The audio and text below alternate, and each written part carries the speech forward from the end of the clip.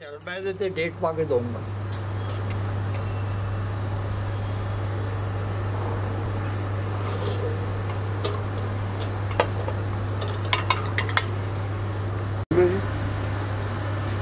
Complete हो गया ना, डायरेक्शन चेंज हो गया, कंप्लीट हो गया, प्रोसेस इज कंप्लीट।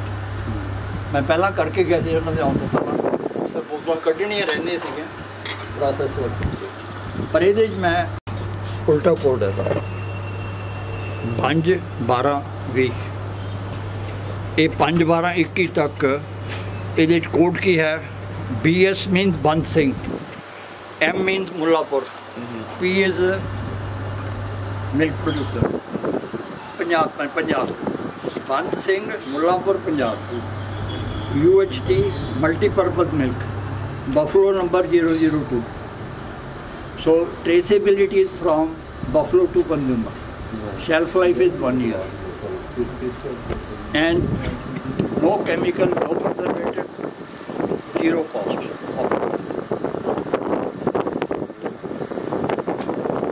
एक साल तक पी सकते बिल्कुल।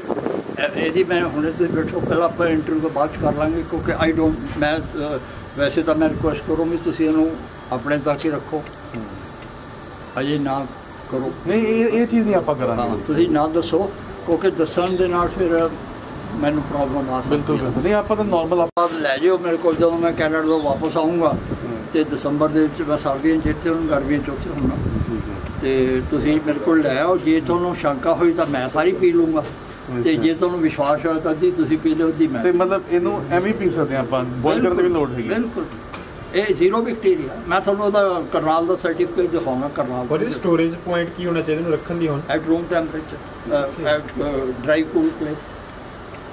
तुसीं अपने लॉकर च रख दो, कैबिनेट च रख दो, eight room temperature it will stay good for 1 year. TV Punjab ਦੇਖਣ ਵਾਲੇ ਸਾਰੇ ਹੀ ਦਰਸ਼ਕਾਂ ਨੂੰ ਪਿਆਰ ਭਰੀ ਸਤਿ ਸ਼੍ਰੀ ਅਕਾਲ। ਮੈਂ ਹਾਂ ਗਗਨਦੀਪ ਸਿੰਘ। ਦਿੱਲੀ ਦੀਆਂ ਬਰੂਹਾਂ ਦੇ ਉੱਤੇ ਕਿਸਾਨ ਡਟੇ ਹੋਏ ਨੇ। ਮੰਗ ਹੈ ਕਿ ਤਿੰਨੋਂ ਖੇਤੀ ਕਾਨੂੰਨ ਰੱਦ ਕੀਤੇ ਜਾਣ ਤੇ MSP ਨੂੰ ਗਰੰਟੀ ਮਿਲੇ। ਪਰ ਕਿਸਾਨੀ ਦੀ ਜੇਕਰ ਅਸਲ ਤਸਵੀਰ ਦੀ ਅਸੀਂ ਗੱਲ ਕਰੀਏ, ਕਿਸਾਨਾਂ ਨੂੰ ਇਸ ਔਖੀ ਘੜੀ ਦੇ ਵਿੱਚ ਕਿਉਂ ਸਹਿਣਾ ਪੈ ਰਿਹਾ ਹੈ, ਇਸ ਔਖੀ ਘੜੀ ਦਾ ਕਿਉਂ ਸਾਹਮਣਾ ਕਰਨਾ ਪੈ ਰਿਹਾ ਹੈ, ਇਹ ਵੱਡਾ ਸਵਾਲ ਖੜਾ ਹੁੰਦਾ ਹੈ। ਹਾਲਾਂਕਿ ਕਿਸਾਨ ਝੋਨੇ ਤੇ ਕਣਕ ਦੀ ਖਰੀਦ ਦੇ ਵਿੱਚ ਤੇ ਝੋਨੇ ਦੇ ਕਣਕ ਦੀ ਬਿਜਾਈ ਦੇ ਵਿੱਚ ਹੀ ਰੁੱਝੇ ਰਹਿ ਜਾਂਦੇ ਨੇ। ਇਸ ਨਾਲ ਹੀ ਪਸ਼ੂ ਪਾਲਣ ਦੇ ਉੱਤੇ ਵੀ ਚਰਚਾ ਹੁੰਦੀ ਹੈ ਕਿ ਪਸ਼ੂ ਪਾਲਣ ਦੇ ਉੱਤੇ ਕਿਸਾਨ ਕਿਉਂ ਨਹੀਂ ਕੰਮ ਕਰਦੇ। ਜਿੱਥੇ ਪਹਿਲਾਂ ਇੱਕ ਪਾਸੇ ਕਿਸਾਨ ਜਿਹੜੇ ਨੇ ਉਹ ਦੁੱਧ ਦੀ ਪੈਦਾਵਾਰ ਕਰਦੇ ਸੀ, ਜਿੱਥੇ ਮੱਝਾਂ ਗਾਵਾਂ ਰੱਖਦੇ ਸੀਗੇ, ਉਹਨਾਂ ਦੇ ਵੱਲੋਂ ਦੁੱਧ ਦਾ ਜਿਹੜਾ ਸੀਗਾ ਕੰਮ ਕੀਤਾ ਜਾਂਦਾ ਸੀ, ਪਰ ਹੁਣ ਇਹ ਸਿਸਟਮ, ਇਹ ਬਿਜ਼ਨਸ ਕਿਉਂ ਘਟਦਾ ਹੋਇਆ ਨਜ਼ਰ ਆ ਰਿਹਾ ਹੈ।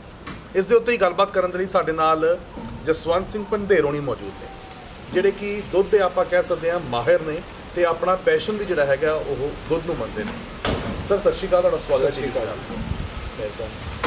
ਰਣਜੀਤ ਜੀ ਤੁਸੀਂ ਬਹੁਤ ਅੱਛਾ ਕੰਮ ਕਰ ਰਹੇ ਹੋ ਕਿ ਅੱਜ ਮੈਨੂੰ ਵੀ ਬਹੁਤ ਸਾਨੂੰ ਸਾਰੇ ਸਮਾਜ ਨੂੰ ਤਕਲੀਫ ਹੈ ਕਿ ਅੱਜ ਕਿਸਾਨ ਜਿਹੜਾ ਕਿ ਅੰਨਦਾਤਾ ਹੈ ਸਾਰੇ ਹਿੰਦੁਸਤਾਨ ਦੀ ਫੂਡ ਪ੍ਰੋਬਲਮ ਨੂੰ ਉਹਨਾਂ ਨੇ ਹੱਲ ਕੀਤਾ ਆਪਣੀ ਮਿਹਨਤ ਨਾਲ, ਲਗਨ ਨਾਲ, ਤੇ ਅੱਜ ਅਗਰ ਉਹ ਇਸ ਤਰ੍ਹਾਂ ਡਿਸਟ੍ਰੈਸ ਦੇ ਵਿੱਚ ਹੈ ਤਾਂ ਸਾਨੂੰ ज़्यादा लोग जोड़े इस सिस्टम है ने वो पार्ट ऑफ द प्रॉब्लम ने, लेकिन अज किसान को पार्ट ऑफ द प्रॉब्लम नहीं बल्कि वो सज्जन चाहिए ने जोड़े किसी सब्जेक्ट की नॉलेज रखते होते उन्होंने इस मुश्किल के कढ़ के ये साबित कर दें कि ये जोड़े कानून ने ये अगर तो असी इन्हों का सही इस्तेमाल करांगे तो असी साडे लिए ये हानिकारक नहीं होंगे।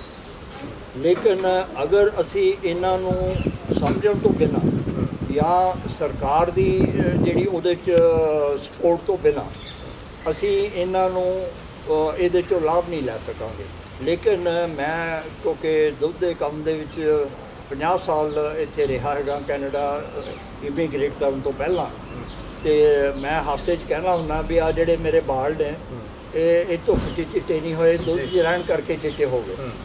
तो मैं उहदे ते रिसर्च की असी मैं हुण एक इंटरनेशनल मिशन का मिशन डायरैक्टर हैगा जिहदे साडा वॉलंटरी ऑर्गेनाइजेशन का एक लाइन का मकसद है कि असी पंजाब के दुध नूं अरब कंट्रीज़ नूं मझ का दुध पेट्रोल के पास है और डीजल के पास गां का दुध एक्सपोर्ट करने के काबिल हो सकते हाँ। लेकिन उहदे नाल ਜਿਵੇਂ ਆਪਾਂ ਕੌਮਾ ਲਾ ਕੇ ਗੱਲ ਨੂੰ ਰੋਕ ਦਿੰਦੇ ਆ, ਰੋਕੋ ਮਤ ਜਾਣੇ ਦਿਓ, ਉਹ ਹੁਣ ਕੌਮਾ ਆਪਾਂ ਕਿੱਥੇ ਲਾਇਆ? ਜੇ ਤਾਂ ਆਪਾਂ ਲਾਤਾ ਕੌਮਾ ਰੋਕੋ ਤੋਂ ਬਾਅਦ ਰੋਕੋ ਮਤ ਜਾਣੇ ਦਿਓ, ਫਿਰ ਤਾਂ ਹੋਰ ਮਤਲਬ ਨੇ। ਜੇ ਆਪਾਂ ਰੋਕੋ ਮਤ ਤੋਂ ਬਾਅਦ ਕੌਮਾ ਲਾਤਾ ਰੋਕੋ ਮਤ ਜਾਣੇ ਦਿਓ, ਤਾਂ ਫਿਰ ਗੱਲ ਬਣ ਗਈ। ਹੁਣ ਉਹਦੇ 'ਚ ਮੈਂ ਜਿਵੇਂ ਤੁਹਾਨੂੰ ਦੱਸਿਆ ਵੀ ਅਸੀਂ ਆਪਣੀ 10-15 ਸਾਲ ਦੀ ਰਿਸਰਚ ਦਾ ਨਿਚੋੜੇ ਕੱਢਿਆ ਕਿ ਬਿਨਾਂ ਕੋਈ ਪੈਸਾ ਖਰਚ ਕੀਤੇ, ਬਿਨਾਂ ਕੋਈ ਟ੍ਰੇਨਿੰਗ ਦਿੱਤੇ, ਕਿਸਾਨ ਦੀ ਮੱਝ ਜਿਹੜੀ ਹੈ ਅੱਜ ਉਹਨੂੰ ਆਪਾਂ ਨੂੰ ਸ਼ੰਕਾ ਦੀ ਦ੍ਰਿਸ਼ਟੀ ਨਾਲ ਦੇਖਣ ਦੀ ਲੋੜ ਨਹੀਂ, ਗਾਂ ਨੂੰ ਵੀ ਦੇਖਣ ਦੀ ਲੋੜ ਨਹੀਂ। ਗਾਂ ਅਤੇ ਮੱਝ ਨੂੰ ਕੋਈ ਤਰੀਕਾ ਨਹੀਂ ਕਿ ਆਪਾਂ ਨੂੰ ਕਹੀਏ ਵੀ ਤੂੰ ਪਾਣੀ ਜ਼ਿਆਦਾ ਪੀ ਲਾ ਅਤੇ ਜਿਹੜਾ ਦੁੱਧ ਆ ਉਹ ਪਤਲਾ ਕਰ ਦੇ ਜਾਂ ਗਾੜਾ ਕਰ ਦੇ। ਉਹਦੇ 'ਚ ਕੁਦਰਤ ਨੇ ਜੋ ਸਿਸਟਮ ਲਾਇਆ ਹੋਇਆ, ਹਾਂ ਜਦੋਂ ਦੁੱਧ ਗਾਂ ਮੱਝ ਦੇ ਥਣਾਂ 'ਚੋਂ ਨਿਕਲਦਾ ਉਸ ਟਾਈਮ 'ਤੇ ਉਹ ਅੰਮ੍ਰਿਤ ਆ, ਕਿਉਂਕਿ ਉਹ ਅੰਮ੍ਰਿਤ ਉਸ ਨੇ ਸਾਡੇ ਲਈ ਨਹੀਂ ਪੈਦਾ ਕੀਤਾ, ਉਸ ਨੇ ਆਪਣੇ ਬੱਚੇ ਲਈ ਪੈਦਾ ਕੀਤਾ। ਅਤੇ ਮਾਂ ਜਿਹੜੀ ਹੈ ਅਗਰ ਬੱਚੇ ਲਈ ਕੋਈ ਚੀਜ਼ ਪੈਦਾ ਕਰਦੀ ਹੈ ਤਾਂ ਉਹਦੇ 'ਚ ਨਾ ਤਾਂ ਕੋਈ ਵਿਸ਼ਾਣੂ ਹੁੰਦੇ ਨੇ, ਨਾ ਉਹਦੇ 'ਚ ਕੋਈ ਮਿਲਾਵਟ ਹੁੰਦੀ ਹੈ, ਨਾ ਉਹਦੇ 'ਚ ਕੋਈ ਖਤਰਾ ਹੁੰਦਾ ਕਿ ਬੱਚਾ ਉਹ ਪੀ ਕੇ ਉਹਨੂੰ ਸੰਸਕਾਰ ਮਿਲਣਗੇ। ਮਾਂ ਦੇ ਜਿਹੜੇ ਗੁਣ ਨੇ ਜਾਂ ਉਹਦੇ ਬੁੱਲ ਦੇ ਜਿਹਦੇ ਨਾਲ ਉਹ ਬੱਚਾ ਪੈਦਾ ਹੋ, ਉਹਦੇ ਗੁਣ ਵੀ ਉਸ ਦੁੱਧ ਦੇ ਵਿੱਚ ਵਿਦਮਾਨ ਨੇ। ਅਤੇ ਅਗਰ ਅਸੀਂ ਉਸ ਦੁੱਧ ਨੂੰ ਉਸ ਪੁਆਇੰਟ 'ਤੇ ਹੀ ਬੋਤਲ 'ਚ ਪਾ ਕੇ ਸੀਲ ਕਰ ਦਈਏ ਚਾਹੁੰਦੇ ਸਾਂ, ਔਰ ਉਸ ਨੂੰ ਅਸੀਂ 4 ਡਿਗਰੀ ਤੋਂ ਘੱਟ ਟੈਂਪਰੇਚਰ 'ਤੇ ਠੰਡਾ ਰੱਖ ਦਈਏ, ਫਿਰ ਉਸ ਤੋਂ ਬਾਅਦ ਅਸੀਂ ਰਿਸਰਚ ਕਰਕੇ ਸਾਡੀ ਕੰਪਨੀ ਜਿਹੜੀ ਇੰਪਰੂਵਮੈਂਟ ਇਨੋਵੇਸ਼ਨ ਅਨਲਿਮਟਿਡ ਹੈ, ਜਿਹਦਾ ਮੈਂ one of the founder director, ਮੈਂ ਇਕੱਲਾ ਹੀ ਇੰਡੀਅਨ ਫਾਊਂਡਰ ਡਾਇਰੈਕਟਰ ਉਹਦੇ 'ਚ, ਅਸੀਂ ਉਹਦੇ 'ਤੇ ਰਿਸਰਚ ਕਰਕੇ ਇੱਕ ਮਸ਼ੀਨ ਤਿਆਰ ਕਰਤੀ ਹੈ। ਉਸ ਮਸ਼ੀਨ ਦੇ ਵਿੱਚ ਦੁੱਧ ਚੋ ਕੇ ਬੋਤਲ 'ਚ ਪਾ ਕੇ ਉਹਦੇ 'ਚੋਂ ਨਾ ਕੁਛ ਕੱਢਣਾ, ਨਾ ਕੁਛ ਪਾਉਣਾ, ਨਾ ਕਰੀਮ ਪਾਉਣੀ, ਨਾ ਕੱਢਣੀ ਹੈ। ਉਹ ਦੁੱਧ ਨੂੰ ਆਪਾਂ ਉਸ ਮਸ਼ੀਨ 'ਚ ਰੱਖ ਦੇਣਾ ਅਤੇ ਉਹਨੂੰ ਬਟਨ ਦੱਬ ਦੇਣਾ ਕਿ ਵੀ ਦੁੱਧ ਨੂੰ ਪੈਸਚਰਾਈਜ਼ ਕਰ ਦੇ। ਜਿਵੇਂ ਲੂਇਸ ਪਾਸਚਰ ਜਿਹੜਾ ਸਾਇੰਟਿਸਟ ਹੋਇਆ ਹੈ, ਉਸ ਨੇ ਇਹ ਜਿਹੜੀ ਕਾਢ ਕੱਢੀ ਸੀ 200 ਸਾਲ ਪਹਿਲਾਂ, ਉਹਨੇ ਇਹ ਦੇਖਿਆ ਸੀ ਵੀ ਜਿਹੜਾ ਦੁੱਧ ਹੈ ਅਗਰ ਅਸੀਂ ਉਸ ਨੂੰ 60 ਡਿਗਰੀ 'ਤੇ ਗਰਮ ਕਰੀਏ ਅੱਧੇ ਘੰਟੇ ਲਈ, ਜਾਂ ਅਸੀਂ ਉਸ ਨੂੰ 72 ਡਿਗਰੀ 'ਤੇ ਗਰਮ ਕਰੀਏ 15 ਸੈਕਿੰਡ ਲਈ, ਜਾਂ ਅਸੀਂ ਉਸ ਨੂੰ 80 ਡਿਗਰੀ 'ਤੇ ਗਰਮ ਕਰੀਏ 2-4 ਸੈਕਿੰਡ ਲਈ, ਤਾਂ ਉਹਦੇ ਅੰਦਰ ਜਿਹੜੇ ਪੈਥੋਜਨਸ ਨੇ, ਜਿਹੜੇ ਬਿਮਾਰੀ ਫੈਲਾਉਣ ਵਾਲੇ ਜਰਮਸ ਨੇ, ਉਹ ਮਰ ਜਾਣਗੇ।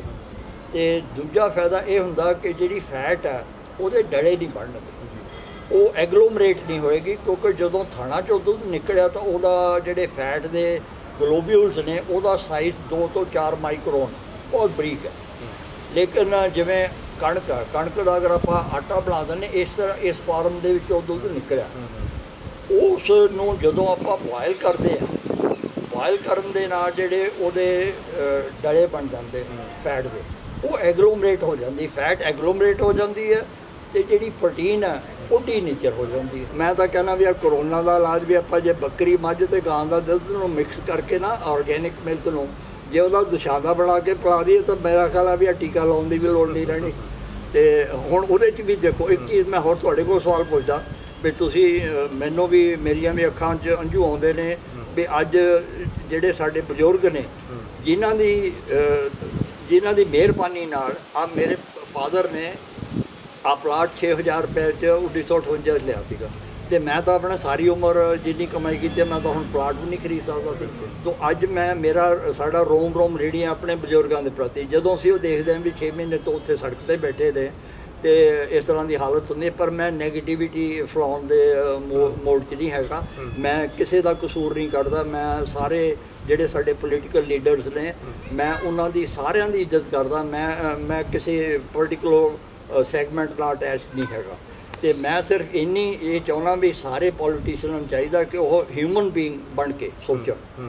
ਉਹਦੇ 'ਚ ਜਿਹੜੇ ਕਾਨੂੰਨ ਨੇ, ਮੈਂ ਸਾਬਤ ਕਰ ਦਿੰਦਾ ਵੀ ਇਹ ਕਾਨੂੰਨ ਜਿਹੜੇ ਕਿਸਾਨ ਨੇ ਉਹ ਕਹਿਣਗੇ ਵੀ ਸਾਨੂੰ ਇਹ ਕਾਨੂੰਨ ਰੱਦ ਕਰਾਉਣ ਦੀ ਕੋਈ ਲੋੜ ਨਹੀਂ। ਕਿਵੇਂ? ਉਹ ਕਿਵੇਂ? ਹਾਂ, ਇਹ ਹੁਣ ਤੁਸੀਂ ਹੈਰਾਨ ਹੋ ਗਏ। ਹੁਣ ਮੈਂ ਕੋਈ ਹੈਰਾਨੀ ਗੱਲ ਤਾਂ ਮੈਂ ਹੈਰਾਨ ਕਰਨ ਲਈ ਤਾਂ ਇਹ ਸੈਂਟੈਂਸ ਨਹੀਂ ਬੋਲਿਆ। ਕਿਉਂਕਿ ਕਿਸਾਨ ਕਹਿੰਦੇ ਨੇ ਕਿ ਜੇਕਰ ਇਹ ਕਾਨੂੰਨ ਲਾਗੂ ਹੋ ਜਾਂਦੇ ਨੇ ਤਾਂ ਜਿਹੜੇ ਪ੍ਰਾਈਵੇਟ ਘਰਾਣੇ ਨੇ ਉਹ ਆ ਕੇ ਕਬਜ਼ਾ ਕਰ ਲੈਣਗੇ, ਉਹ ਹਾਵੀ ਹੋ ਜਾਣਗੇ। ਤਾਂ ਤੁਹਾਨੂੰ ਕਿਵੇਂ ਲੱਗਦਾ ਹੈ ਕਿ ਇਹ ਕਾਨੂੰਨ ਲਾਭਦਾਇਕ ਹੋ ਸਕਦੇ ਨੇ ਜੇਕਰ ਅਸੀਂ ਕੀਤਾ ਕੁਝ ਬਦਲ? ਮੈਂ ਇਹੀ ਤੁਹਾਨੂੰ ਕਿਹਾ ਕਿ ਨਹੀਂ, ਸਾਨੂੰ ਕੁਝ ਕਰਨ ਦੀ ਲੋੜ ਨਹੀਂ, ਸਾਨੂੰ ਹਾਈ ਟੈਕ ਹੋਣਾ ਪੈਂਦਾ। ਸਾਨੂੰ ਆਪਣੀ ਜਿਹੜੀ ਟੈਕਨੋਲੋਜੀ ਹੈ, ਸਾਨੂੰ ਅੱਜ ਸਿਰਫ ਗਿਆਨ ਚਾਹੀਦਾ ਹੈ। ਜੇ ਇੱਕ ਕਮਰੇ 'ਚ ਪੂਰਾ ਹਨੇਰਾ ਹੋਵੇ ਔਰ ਉਹਦੇ ਤੁਸੀਂ ਇੱਕ ਮੋਮਬੱਤੀ ਜਗਾ ਦਿਓ ਤਾਂ ਸਾਰਾ ਕੁਝ ਨਜ਼ਰ ਆਉਣ ਲੱਗ ਜਾਂਦਾ। ਤੇ ਅੱਜ ਜਿਹੜੇ ਹੁਣ ਮੈਂ ਕੱਲ੍ਹ ਪਰਸੋਂ ਔਲਖ ਜੀ ਦਾ ਸੁਣ ਰਿਹਾ, ਜਿਹੜੇ ਆਪਣੇ ਐਗਰੀਕਲਚਰ ਯੂਨੀਵਰਸਿਟੀ ਦੇ ਰਹੇ ਨੇ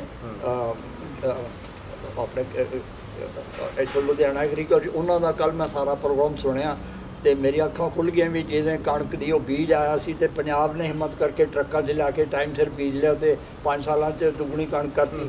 ਤੇ ਬਾਕੀ ਸਟੇਟਾਂ ਨੇ ਕਿਹਾ ਅਸੀਂ ਨਹੀਂ ਲੈਣਾ, ਤੇ ਜਿਨ੍ਹਾਂ ਨੇ ਕਿਹਾ ਵੀ ਸਾਨੂੰ ਟ੍ਰੇਨ ਨਾਲ ਭੇਜ ਦਿਓ, ਸੀਜ਼ਨ ਲੰਘ ਗਿਆ। ਤੇ ਇਹ ਗੱਲਾਂ ਜਿਹੜੀਆਂ ਨੇ ਇਹ ਹੈ ਕਿ ਸਾਡੇ ਪੰਜਾਬ ਦੇ ਕਿਸਾਨ ਜਿਹੜੇ ਨੇ ਉਹ ਉਦਮੀ ਨੇ, ਉਹਨਾਂ ਨੂੰ ਤੁਸੀਂ ਇੱਕ ਗੱਲ ਦੱਸੋ ਤੇ ਫਿਰ ਦੱਸਣ ਤੋਂ ਬਾਅਦ ਉਹ ਤੁਹਾਨੂੰ ਫਿਰ ਦੁਬਾਰਾ ਪੁੱਛਣਗੇ ਨਹੀਂ, ਉਹ ਤੁਹਾਨੂੰ ਤੁਹਾਡੇ ਤੋਂ ਵਧੀਆ ਕਰਕੇ ਦਿਖਾ ਦੇਣਗੇ। ਤੇ ਮੈਂ ਦੁੱਧ ਦੇ ਬਾਰੇ 'ਚ ਇਹੀ ਗੱਲ ਕਹਿਣਾ ਵੀ ਅੱਜ ਅਗਰ ਇਹ ਕਾਨੂੰਨ ਲਾਏ ਤਾਂ ਉਹਨਾਂ ਨੇ ਚਾਹੇ ਕਿਸੇ ਨੂੰ ਫੇਵਰ ਕਰਨ ਲਈ ਲਾਏ, ਚਾਹੇ ਆਪਾਂ ਨੂੰ ਕੁਛ ਕਹਿ ਲਈਏ, ਮੈਂ ਇਸ ਗੱਲ ਤੋਂ ਮੈਨੂੰ ਕੋਈ ਸੰਕੋਚ ਨਹੀਂ ਵੀ ਜਿਹੜੇ ਕਾਰਪੋਰੇਟਸ ਨੇ ਜਾਂ ਪੈਸੇ ਵਾਲੇ ਬੰਦੇ ਨੇ ਉਹਨਾਂ ਦੇ ਨਾਲ ਗਰੀਬ ਆਦਮੀ ਮੁਕਾਬਲਾ ਨਹੀਂ ਕਰ ਸਕੇ ਜੀ।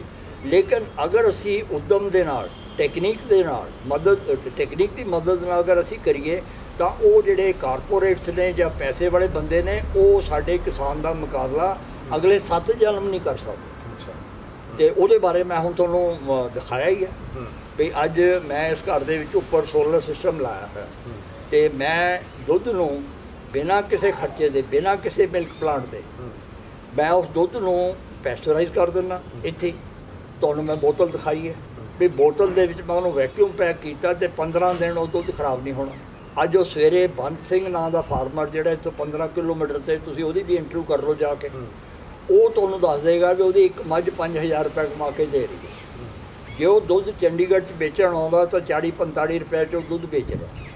ਉਹਨੂੰ ਲੋਕੀ ਬੇਈਮਾਨ ਕਹਿੰਦੇ ਆ ਕਿ ਤੂੰ ਪਾਣੀ ਪਾਉਣਾ, ਤੂੰ ਮਿਲਾਵਟੀ ਦੁੱਧ ਵੇਚਦਾ, ਲੇਕਿਨ ਸਾਨੂੰ ਸਮਝ ਨਹੀਂ ਹੈ ਵੀ ਤੇਰੇ ਦੁੱਧ 'ਚ ਅਸੀਂ ਪਾਣੀ ਜਾਂ ਮਿਲਾਵਟ ਫੜ ਲਈਏ ਤੇ ਤੂੰ ਤੁਹਾਨੂੰ 40-50 'ਚ ਦੇ ਦੇ। ਮੈਂ ਉਹਨੂੰ 65 ਰੁਪਏ ਦਿੰਦਾ ਤੇ ਜਦੋਂ ਮੈਂ ਉਹਨੂੰ 65 ਰੁਪਏ ਦਿੰਦਾ ਤਾਂ ਉਹ ਪਹਿਲੇ ਦਿਨ ਜਦੋਂ ਮੈਂ ਕਿਹਾ ਵੀ ਮੈਂ ਤੈਨੂੰ ਜੋ ਤੇਰਾ ਰੇਟ ਆ 15 ਰੁਪਏ ਉੱਪਰ ਦੇਣੇ ਆ, ਤੇ ਉਹ ਖੁਸ਼ ਹੋ ਗਿਆ। ਤੇ ਮੈਂ ਉਹਨੂੰ ਕਿਹਾ ਵੀ ਮੈਂ ਬੇਵਕੂਫ ਨਹੀਂ ਵੀ ਮੈਂ ਤੈਨੂੰ 15 ਰੁਪਏ ਉਹਦਾ, ਮੈਨੂੰ ਪਤਾ ਵੀ ਤੂੰ ਇਹਦੇ 'ਚ 20-30 ਕਿਲੋ ਪਾਣੀ ਪਾਉਣਾ ਤਾਂ ਤੇਰਾ ਗੁਜ਼ਰ ਬਸਰ ਹੋਣਾ, ਕਿਉਂਕਿ ਲੱਖ ਰੁਪਏ ਤੋਂ ਘੱਟ ਦੀ ਮੱਝ ਨਹੀਂ ਆਉਂਦੀ ਜੀ। 6 ਕਰੋੜ ਦਾ ਝੋਟਾ ਆ ਰਿਹਾ ਤੇ 40-50 ਰੁਪਏ ਦੁੱਧ ਕਿਵੇਂ ਦੇ ਦੂਗਾ? ਉਹ ਜਿਹੜਾ ਦੁੱਧ ਲੈ ਰਿਹਾ ਉਹ ਵੀ ਗਲਤ ਕਰ ਰਿਹਾ, ਜਿਹੜਾ ਦੇ ਰਿਹਾ ਉਹ ਪਾਪੀ ਬਣ ਰਿਹਾ, ਲੇਕਿਨ ਉਹਦੀ ਮਜਬੂਰੀ ਹੈ। ਤੁਸੀਂ ਇਹ ਲੈ ਲਓ ਵੀ ਜਿਹੜਾ ਕਿਸਾਨ ਆ ਜਾਂ ਦੋਜੀ ਹੈ, ਜਿਹੜਾ ਆਪਣਾ ਦੁੱਧ ਨਹੀਂ ਉਹ ਡੱਬੇ 'ਚ ਪਾ ਕੇ ਕਿਸੇ ਲੋਕਾਂ ਤੋਂ ਇਕੱਠਾ ਕਰਕੇ ਲਿਆਉਂਦਾ, ਉਹ ਕੀ ਕਰਦਾ ਵੀ ਉਹ ਕਹਿੰਦਾ ਵੀ ਮੈਂ ਚਾਂਦੀ ਸੋਨੇ ਦੇ ਭਾਅ ਵੇਚੂਗਾ। ਤੇ ਜਿਹੜਾ ਪੜ੍ਹਿਆ ਲਿਖਿਆ ਐਲੀਟ ਪਾਪੂਲੇਸ਼ਨ ਹੈ ਚੰਡੀਗੜ੍ਹ ਦੀ, ਉਹ ਕਹਿੰਦੇ ਵੀ ਅਸੀਂ ਤੇਰੇ ਕੋਲੋਂ ਸੋਨਾ ਚਾਂਦੀ ਦੇ ਭਾਅ ਖਰੀਦਾਂਗੇ। ਤੇ ਉਹ ਜਿਹੜੀ ਟੱਗ ਹਵਾਰ ਆ ਉਹਦੇ 'ਚ ਜਿਹੜਾ ਅੰਮ੍ਰਿਤ ਆ ਉਹ ਜ਼ਹਿਰ ਬਣ ਜਾਂਦਾ ਤੇ ਉਹਦੇ ਨਾਲ Chandigarh cancer prone city declare ਹੋ ਗਿਆ। PGI ਨੇ ਵੀ ਰਿਪੋਰਟ ਕੱਢਤੀ, ਮੈਂ ਕ੍ਰਿਸ਼ੀ ਭਵਨ 'ਚ ਪ੍ਰੈਜੈਂਟੇਸ਼ਨ ਦੇਣ ਗਿਆ, ਉੱਥੇ ਮੈਂ ਗੱਲ ਕਹਿਤੀ ਵੀ ਚੰਡੀਗੜ੍ਹ ਜਿਹੜਾ ਉਹ ਕੈਂਸਰ ਪ੍ਰੋਨ ਸਿਟੀ ਡਿਕਲੇਅਰ ਹੋ ਗਿਆ। ਤਾਂ ਉੱਥੇ ਜਿਹੜੇ ਉਹਨਾਂ ਦੀ ਟੀਮ ਬੈਠੀ ਸੀ, ਡਿਪਟੀ ਕਮਿਸ਼ਨਰ, ਡਾਇਰੈਕਟਰ ਵਗੈਰਾ ਸਾਰੇ ਬੈਠੇ ਸੀ। ਤਾਂ ਉੱਥੋਂ NDDB ਦਾ ਜਿਹੜਾ ਬੰਦਾ ਸੀ ਉਹ ਬੋਲ ਪਿਆ, ਉਹ ਕਹਿੰਦਾ ਵੀ ਤੂੰ ਇਹ ਸਟੇਟਮੈਂਟ ਕਿੱਦਾਂ ਦੇਤੀ? ਮੈਂ ਕਿਹਾ ਮੈਂ ਇਹ ਸਟੇਟਮੈਂਟ ਜਿਹੜੀ ਦੇ ਰਿਹਾ ਮੈਂ ਤਾਂ PGI ਦੀ ਰਿਪੋਰਟ ਪੜ੍ਹ ਕੇ ਦੇ ਰਿਹਾ। ਕਹਿੰਦਾ ਅਸੀਂ ਨਹੀਂ ਮੰਨਦੇ, PGI ਦੀ ਨਹੀਂ ਮੰਨਦਾ, ਮੈਂ ਹੋਰ ਕਾਹਦੀ? ਕਹਿੰਦੇ ਅਸੀਂ ਇੰਟਰਨੈਸ਼ਨਲ ਰਿਪੋਰਟ ਮੰਨਾਂਗੇ। ਹੁਣ ਮੰਨ ਲਓ ਇੰਟਰਨੈਸ਼ਨਲ ਰਿਪੋਰਟ ਮੰਨਣੀ ਹੈ ਤਾਂ IMF ਦੀ ਮੰਨ ਲਓ, WTO ਦੀ ਮੰਨ ਲਓ, ਤੇ ਫਿਰ ਤੁਸੀਂ ਸਾਰੀ ਆਪਣੀ ਜਿਹੜੀ ਕਿਸਾਨੀ ਆਪਣੀ ਸਾਰੀ ਖਤਮ ਕਰ ਲਓ, ਫਿਰ ਤੁਸੀਂ ਮੁੜ ਕੇ ਫਿਰ ਕਣਕ ਬਾਹਰੋਂ ਖਰੀਦਣ ਲੱਗ ਜਾਓ। ਆਪਾਂ ਜ਼ਿਕਰ ਇਹ ਕਰ ਰਹੇ ਸੀ ਨਾ ਕਿ ਤੁਸੀਂ ਕਿਹਾ ਕਿ ਇਹ ਖੇਤੀ ਕਾਨੂੰਨ ਲਾਹੇਵੰਦ ਸਾਬਤ ਹੋ ਸਕਦੇ ਹੈਗੇ, ਤਾਂ ਉਹ ਕਿਵੇਂ ਕਿਸਾਨ ਇਸ ਦੇ ਵਿੱਚੋਂ ਲਾਹਾ ਜਿਹੜਾ ਹੈਗਾ ਲੈ ਸਕਦੇ ਨੇ? ਕਿਵੇਂ ਖੇਤੀ ਦੇ ਵਿੱਚ ਡਾਇਵਰਸੀਫਿਕੇਸ਼ਨ ਲਿਆ ਕੇ ਜਿਹੜਾ ਡੇਅਰੀ ਫਾਰਮਿੰਗ ਹੈਗਾ ਉਸ ਤੋਂ ਮੁਨਾਫਾ ਜਿਹੜਾ ਹੈਗਾ ਕਮਾ ਸਕਦੇ? ਇਹ ਗਗਨਦੀਪ ਜੀ ਤੁਸੀਂ ਜਿਹੜਾ ਸਵਾਲ ਪੁੱਛਿਆ ਇਹ ਬਹੁਤ ਹੀ ਅਪਰੋਪਰੀਏਟ ਸਵਾਲ ਹੈ ਔਰ ਮੈਂ ਜਦੋਂ ਇਹਦਾ ਜਵਾਬ ਤੁਹਾਨੂੰ ਦਊਂਗਾ ਤੁਸੀਂ ਮੇਰੇ ਨਾਲ ਸਹਿਮਤ ਹੋ ਜਾਓਗੇ ਕਿ ਜਿਹੜੇ ਸੱਜਣ ਮੇਰੇ ਕੋਲ ਬੈਠੇ ਨੇ ਤੁਹਾਡੇ ਆਉਣ ਤੋਂ ਪਹਿਲਾਂ, ਮੈਂ ਤਾਂ ਅੱਜ ਤੁਹਾਡਾ ਮੈਨੂੰ ਪਤਾ ਨਹੀਂ ਸੀ, ਮੈਂ ਤੁਹਾਨੂੰ ਬੁਲਾਇਆ ਨਹੀਂ, ਮੈਨੂੰ ਤੁਸੀਂ ਮੇਰੇ ਕੋਲ ਆ ਗਏ, ਪਤਾ ਨਹੀਂ ਕਿਵੇਂ ਆ ਗਿਆ ਨਾ, ਉਹ ਬੈਠੇ ਨੇ। ਇਹਨਾਂ ਦੇ ਨਾਲ ਮੈਂ ਸਾਬਤ ਕਰ ਰਿਹਾ ਵੀ ਤੁਸੀਂ ਆਪਣਾ ਦੁੱਧ ਜਿਹੜਾ ਬਿਨਾਂ ਵਿਚੋਲੇ ਦੇ ਕੰਜ਼ਿਊਮਰ ਤੱਕ ਵੇਚੋ।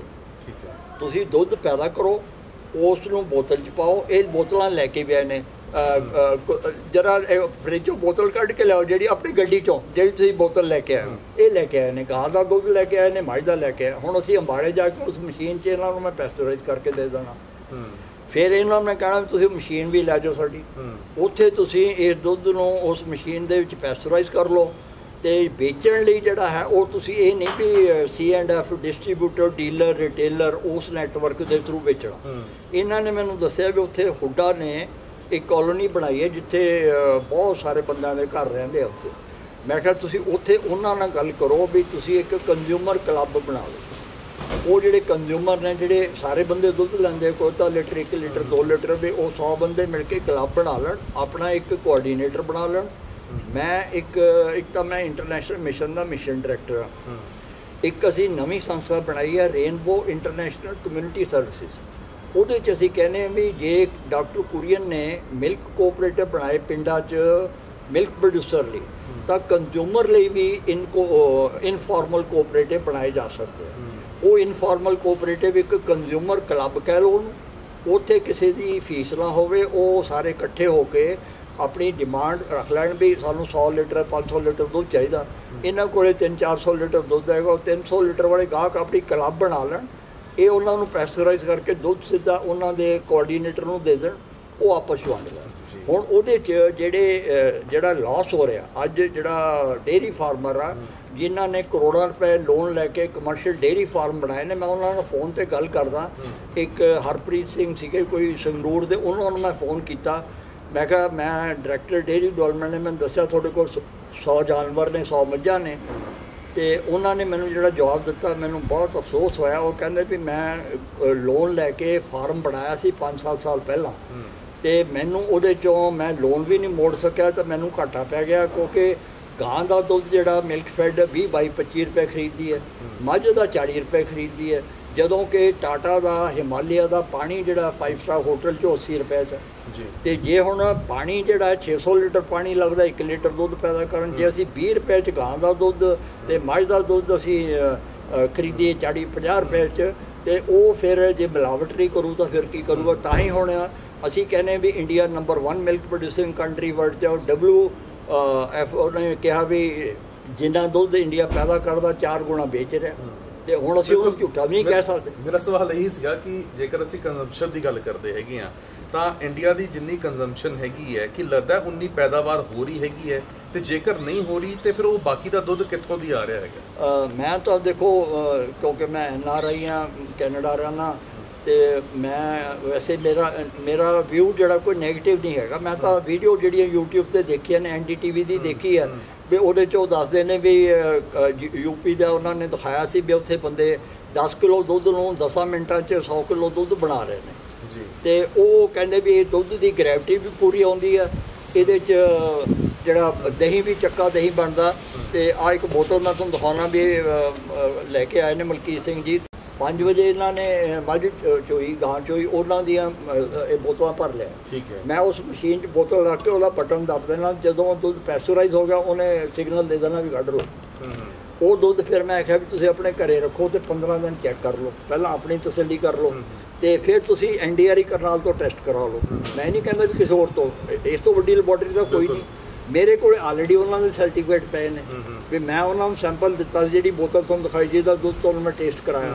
ਉਹਨਾਂ ਦੇ 5 ਸਾਇੰਟਿਸਟਾਂ ਨੇ 21 ਦਿਨ ਦੁੱਧ ਫਰਿੱਜ 'ਚ ਰੱਖ ਕੇ ਉਹਦੀ ਰਿਪੋਰਟ ਦਿੱਤੀ ਵੀ ਇਹਦੇ 100 ਚੋਂ 85 ਨੰਬਰ ਤੇ ਇਹਦੇ ਕੋਈ ਪ੍ਰੋਬਲਮ।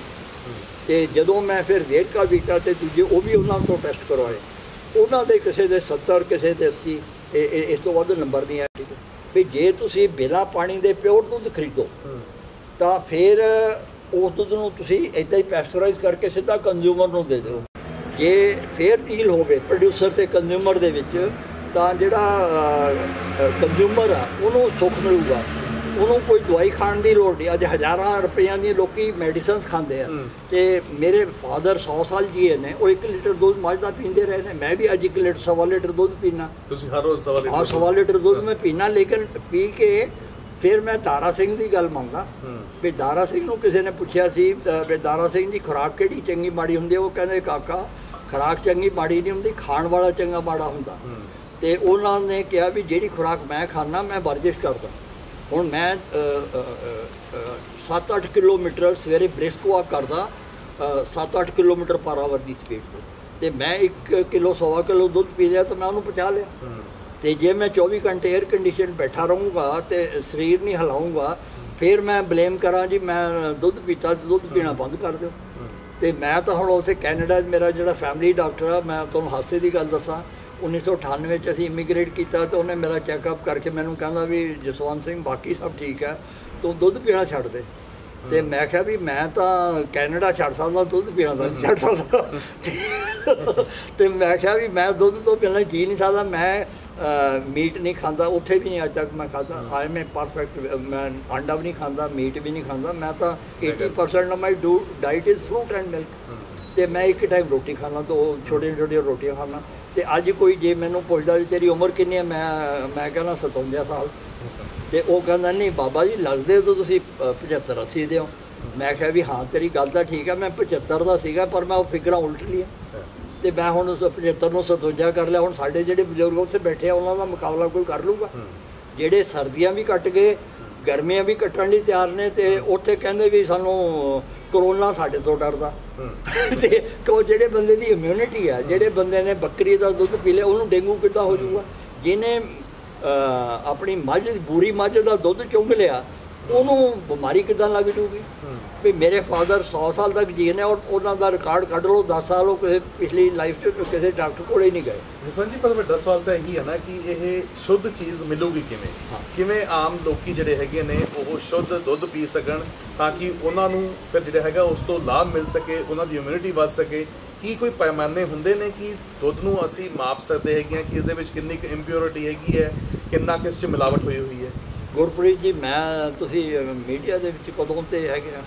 7-8 ਸਾਲ 7-8 ਸਾਲ ਦਾ। ਮੈਂ ਤੁਹਾਨੂੰ 100 'ਚੋਂ 100 ਨੰਬਰ ਦੇ ਰਿਹਾ, ਅਤੇ ਉਹ ਇਸ ਲਈ ਦੇ ਰਿਹਾ ਵੀ ਤੁਸੀਂ ਇਹ ਜਿਹੜਾ ਸਵਾਲ ਕੀਤਾ ਨਾ ਸਾਰੀ ਉਲਝਣ ਦੀ ਜੜ ਇਸ ਸਵਾਲ ਦੇ ਜਵਾਬ 'ਚ ਹੈ।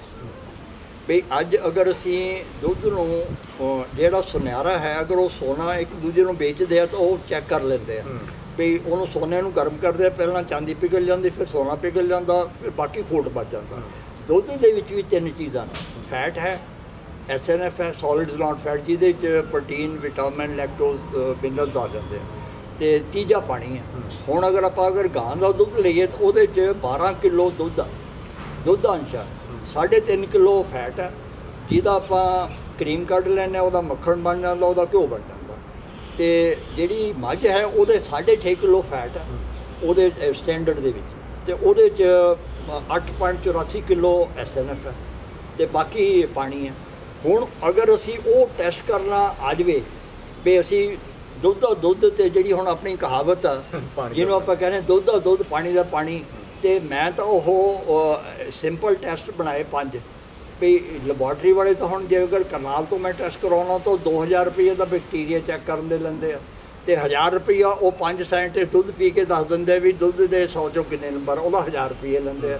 ਹੁਣ ਜਿਹੜਾ ਬੰਦਾ ਕਿਲੋ ਦੁੱਧ ਲੈਂਦਾ ਉਹ 1000 ਰੁਪਏ 'ਚੋਂ ਟੈਸਟ ਕਰਾਵੇ ਜਾਂ 2000 ਬੈਕਟੀਰੀਆ ਟੈਸਟ ਕਰਾਵੇ, ਪੋਸੀਬਲ ਨਹੀਂ। ਮੈਂ ਫਿਰ ਇਹਦੇ 'ਤੇ ਵਰਕ ਕੀਤਾ, ਤੁਸੀਂ ਹੈਰਾਨ ਹੋ ਜਾਓਗੇ ਵੀ 5 ਸਿੰਪਲ ਟੈਸਟ ਨੇ। ਇੱਕ ਤਾਂ ਪਹਿਲਾ ਟੈਸਟ ਹੈਗਾ ਸਿਰਿੰਜ ਟੈਸਟ, ਜਿਹਦੇ ਨਾਲ ਆਪਾਂ ਟੀਕਾ ਲਾਉਂਦੇ ਹਾਂ। ਤੁਹਾਡਾ ਖਿਆਲ ਹੈ ਵੀ ਇਹਦੇ ਨਾਲ ਪਾਣੀ ਪਤਾ ਲੱਗ ਜੂਗਾ? ਤੁਸੀਂ ਲੱਭਿਆ ਮੈਨੂੰ ਲੱਗਦਾ ਪਤਾ ਕਰ ਹੀ ਦਿੱਤਾ ਹੁਣ ਤੁਸੀਂ। ਮੈਂ ਤਾਂ ਹੁਣ ਟੀਕਾ ਲਾ ਕੇ ਛੱਡੋ ਅਤੇ ਮੈਂ ਤੁਹਾਨੂੰ ਕਰਾ ਕੇ ਵੀ ਦਊਂਗਾ ਵੀ ਇੱਕ ਸਿਰਿੰਜ ਲੈ ਲੈਣੀ, ਕੋਈ ਜਾਦੂ ਨਹੀਂ। ਤੁਸੀਂ ਉਹਨੂੰ ਸਿਰਿੰਜ ਲੈ ਲਓ, ਆਪਣੇ ਸਾਹਮਣੇ ਮੱਝ ਦਾ ਦੁੱਧ ਚੁਆ ਲਿਓ, ਮੱਝ ਨੂੰ ਟਰਸਟ ਕਰ ਲਿਓ ਵੀ ਮੱਝ ਬੇਈਮਾਨ ਨਹੀਂ, ਉਹਦਾ ਦੁੱਧ ਚੋ ਕੇ ਲੈ ਆਇਓ, ਉਹਨੂੰ ਸਿਰਿੰਜ 'ਚ ਲੈ ਲਿਓ, ਆਪਣੇ ਸ਼ੀਸ਼ੇ ਦੇ ਉੱਤੇ ਉਹਨੂੰ ਉੱਪਰੋਂ ਇੱਕ ਡ੍ਰੌਪ ਛੱਡਿਓ, ਉਹ ਥੱਲੇ ਨੂੰ ਆਊਗਾ, ਉਹਦੀ ਸਪੀਡ ਜਿਹੜੀ ਹੈ ਪਹਿਲੇ ਗੀਅਰ ਦੀ ਸਪੀਡ ਹੋਊਗੀ, ਫਸਟ ਗੀਅਰ ਜਿਹੜਾ ਪਿਓਰ ਦੁੱਧ ਆ ਉਹਦਾ ਮਾਰਕ ਸ਼ੀਸ਼ੇ ਦੇ ਉੱਤੇ ਪੂਰਾ ਗੂੜਾ ਬਣੂਗਾ, ਹੌਲੀ ਹੌਲੀ ਥੱਲੇ ਆਊਗਾ। ਫਿਰ ਤੁਸੀਂ ਉਹਦੇ 'ਚ 10% ਪਾਣੀ ਪਾ ਲਓ ਸਿਰਿੰਜ 'ਚ, ਅਤੇ ਬਾਕੀ ਦੁੱਧ ਪਾ ਲਓ। ਫਿਰ ਤੁਸੀਂ ਉਹਨੂੰ ਦੇਖੋ ਉਹ ਦੂਜੇ ਗੀਅਰ 'ਚ ਆਊਗਾ, ਅਤੇ ਉਹਦਾ ਜਿਹੜਾ ਉਹ ਨਿਸ਼ਾਨ ਆ ਪਤਲਾ ਹੋ ਜਾਊਗਾ। ਜਦੋਂ ਤੁਸੀਂ ਉਹਨੂੰ ਚੌਥੇ ਗੀਅਰ 'ਚ 40% ਪਾਣੀ ਪਾਇਆ ਤਾਂ ਉਹਨੇ ਚੌਥੇ ਗੀਅਰ 'ਚ ਇੱਕਦਮ ਥੱਲੇ ਡਿੱਗਣਾ ਅਤੇ ਉਹਦਾ ਨਿਸ਼ਾਨ ਵੀ ਬਰੀਕ ਹੋਊਗਾ। ਹੁਣ ਦੱਸੋ ਇਹਦੇ 'ਚ ਕਾਮਨ ਸੈਂਸ ਇਜ਼ ਮੋਸਟ ਅਨਕਾਮਨ। ਹੁਣ ਤੁਸੀਂ ਦੱਸੋ ਵੀ ਪਤਾ ਲੱਗ ਜੂਗਾ? ਅਤੇ ਮੈਂ ਉਹ ਨਿਸ਼ਾਨ ਆਪਣੇ ਸ਼ੀਸ਼ੇ 'ਤੇ ਬਣਾਇਆ ਹੋਇਆ। ਜਦੋਂ ਬੜੀ ਇੰਟਰਸਟਿੰਗ ਗੱਲ ਦੱਸਣ ਲੱਗਿਆ, ਜਦੋਂ ਉਹ ਦੋਜੀ ਨੇ ਆਉਣਾ ਮੈਂ ਸਿਰਿੰਜ ਨਾਲ ਲੈ ਕੇ ਉਹਦੇ ਨਾਲ ਨਿਸ਼ਾਨ ਬਣਾ ਦੇਣਾ, ਮੈਨੂੰ ਕੁਛ ਕਹਿਣ ਦੀ ਲੋੜ ਨਹੀਂ ਪੈਣੀ, ਅਤੇ ਉਹਨੂੰ ਮੈਂ ਦੇਖ ਲੈਣਾ ਵੀ ਦੇਖ ਕਿਹੜੇ ਨਿਸ਼ਾਨ ਨਾਲ ਮਿਲਦਾ, ਅਤੇ ਹੁਣ ਦੱਸੋ ਪਾਣੀ ਪਾਊਗਾ? ਤਾਂ ਜਿਹੜੇ ਅੱਜ ਤੇ ਦੇ ਇਹ ਜਿਹੜਾ ਪਹਿਲਾ ਟੈਸਟ ਤੁਸੀਂ ਇਹਦੇ ਨਾਲ ਕਰ ਲਓਗੇ ਵੀ ਹੋ ਜਾਊਗਾ। ਅੱਛਾ, ਹੁਣ ਫਿਰ ਮੈਂ ਇਹਦੇ ਤੇ ਵਿਸ਼ਵਾਸ ਨਹੀਂ ਰੱਖਿਆ। ਮੈਂ ਉਹਨੂੰ ਦੱਸਿਆ ਵੀ ਦੇਖ ਹੁਣ ਮੈਂ ਨਾ, ਇਹ ਤਾਂ ਪਹਿਲਾ ਟੈਸਟ, ਦੂਜਾ ਟੈਸਟ ਮੈਂ ਕਰੂੰਗਾ ਵੀ 100 ਗ੍ਰਾਮ ਦੁੱਧ ਲਊਂਗਾ ਤੇਰੇ ਸਾਹਮਣੇ, ਉਹਦਾ ਮੈਂ ਨੌਨ ਸਟਿਕ ਪੈਨ 'ਚ ਉਹਨੂੰ 5 ਮਿੰਟ 'ਚ ਉਹਦਾ ਖੋਆ ਬਣਾ ਦੂੰ ਤੇਰੇ ਸਾਹਮਣੇ। ਖੋਏ ਨੂੰ ਫਿਰ ਮੈਂ ਤੁਹਾਨੂੰ ਮਸ਼ੀਨ ਦਿਖਾਈ ਹੈ ਵੀ ਜਿਹਦੇ ਨਾਲ ਚਿੱਠੀ 'ਤੇ ਕਿੰਨੀ ਸਟੈਪ ਲੱਗਣੀ ਆ, ਉਹ ਉਹਦੇ ਨਾਲ ਮੈਂ ਤੋਲ ਨੂੰ ਕਿੰਨੇ ਗ੍ਰਾਮ ਆ। ਜੇ ਉਹਦੇ 'ਚ ਜਿੰਨੇ ਗ੍ਰਾਮ ਖੋਆ ਬਣਿਆ, ਚਿੱਟਾ ਖੋਆ, ਇੱਕ ਕੱਚਾ ਖੋਆ ਹੁੰਦਾ ਜਿਹਦਾ ਰੰਗ ਚਿੱਟਾ ਹੁੰਦਾ, ਇੱਕ ਜੇ ਬਾਹਲਾ ਆਪਾਂ ਲੰਬੇ ਸਮੇਂ ਲਈ ਰੱਖਣਾ ਤਾਂ ਉਹ ਥੋੜ੍ਹਾ ਕਾੜਿਆ ਹੋ ਜਾਂਦਾ, ਉਹਦਾ ਰੰਗ ਬਦਲ ਜਾਂਦਾ। ਜਿਹੜਾ ਕੱਚਾ ਖੋਆ ਉਹ ਉਹਦੇ 'ਚੋਂ 200 ਚੋਂ 250 ਗ੍ਰਾਮ ਕਿਲੋ 'ਚੋਂ ਬਣਨਾ ਚਾਹੀਦਾ। ਸੋ ਜੇ ਉਹ ਬਣ ਗਿਆ ਇਹਦਾ ਮਤਲਬ ਠੀਕ ਆ।